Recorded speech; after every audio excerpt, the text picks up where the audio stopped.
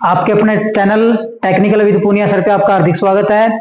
और एक अच्छी खबर है, जिन बच्चों ने आईटीआई कर रखी है उन बच्चों के लिए काफी अच्छी अच्छी पोस्ट आई हुई है। जिन जिन बच्चों ने इन ट्रेडों से आईटीआई की है उनके लिए काफी वैकेंसी आई हुई है हरियाणा के अंदर एचएससी ने।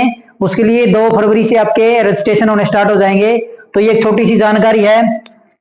जिन बच्चों ने इन ट्रेडों से आईटीआई कर रखी है उनके पास क्या एक अच्छा मौका है। तो ग्रुप नंबर 1 के अंदर फॉरेस्टर व स्टेनो टाइपिस्ट की हिंदी है। तो जिसके पास स्टेनो से आईटीआई कर रखी जिस बच्चे ने हिंदी के अंदर, तो उसके 258 पद हैं। कितने हैं? 258 पद। जिसके पास ड्राफ्टमैन सिविल जॉब है, स्टेनो टाइपिस्ट अंग्रेजी, उनके लिए भी कितनी है? काफी मात्रा में 959 पोस्ट है। जिसके पास network assistant JTA storeman steno typist अंग्रेजी, तो इसकी भी कितनी है? 949 पद है। जिसके पास मैकेनिकल से ऑपरेटर का मैकेनिक की ट्रेड की हुई है उसके भी 638 पद आए हुए हैं। जिसके पास थिएटर और टर्नर ट्रेड है उसके भी 82 पद आए हुए हैं। जिसके पास ड्राफ्टमैन और इलेक्ट्रिकल का डिप्लोमा है उन बच्चों के लिए भी 11 पद आए हुए हैं।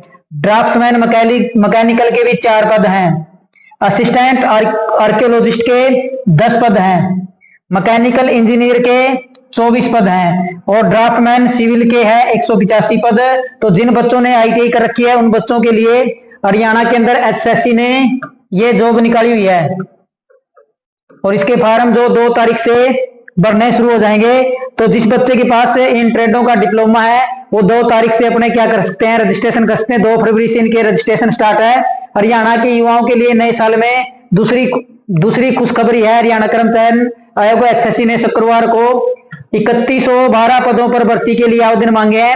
इनमें सबसे ज्यादा 686 पद स्टेनो टाइपिस्ट अंग्रेजी हिंदी के हैं। तो सबसे ज्यादा 686 पद स्टेनो टाइपिस्ट अंग्रेजी व हिंदी के हैं।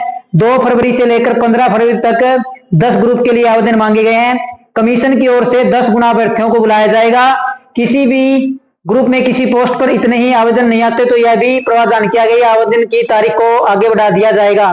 बड़ी बात यह है कि समान अंक समान उम्र होने पर उस अभ्यर्थी को प्राथमिकता मिलेगी जिसके सीटी में नंबर अधिक है। उल्लेखनीय है कि हरियाणा पुलिस में 5500 पदों की भर्ती चल रही है। इनमें 4500 पद पुरुष के, 600 पद महिला कांस्टेबल के, इसके अलावा 4000 पद रेलवे पुलिस के शामिल है। सर्टिफिकेट है जो आपके ये मान्य होंगे, तो सर्टिफिकेट भी आपको नहीं चाहिए। बीसीए, बीसीबी और ईडब्ल्यूएस का सर्टिफिकेट 1 अप्रैल 2025 के बाद का होना चाहिए। तो जो बच्चे रिजर्व कैटेगरी के अंदर फार्म भरेंगे, बीसीए, बीसीबी और ईडब्ल्यूएस का सर्टिफिकेट 1 अप्रैल 2025 के बाद का होना चाहिए कि आखिरी तारीख 15 फरवरी के बीच का होना चाहिए।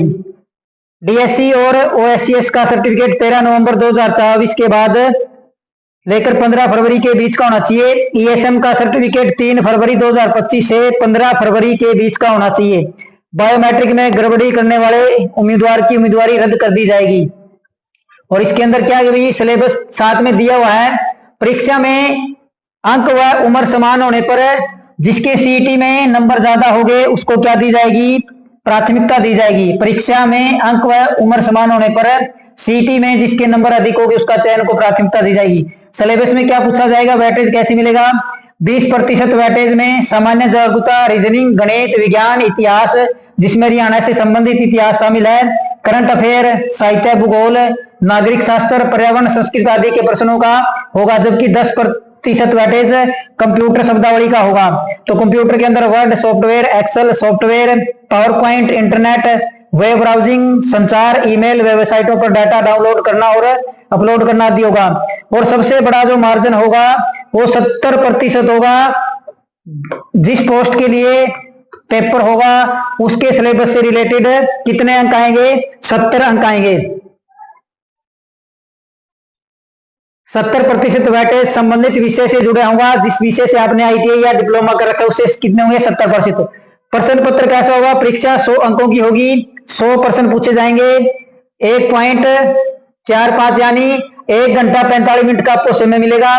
क्वालिफाइंग मार्क्स जनरल के लिए 50% अंक लेने जरूरी है और रिजर्व कैटेगरी को 40% तक लेने जरूरी है। सीटी पास कितने को मौका मिलेगा?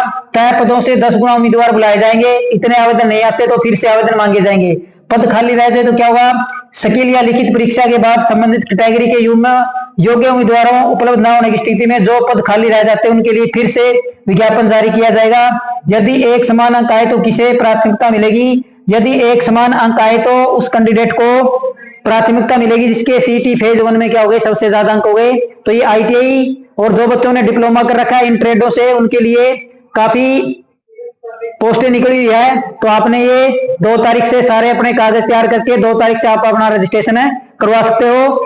जानकारी आपको कैसी लगी आप कमेंट बॉक्स में जरूर बताना, और अच्छी लगे तो आप हमारे चैनल को लाइक शेयर और सब्सक्राइब जरूर करना। धन्यवाद।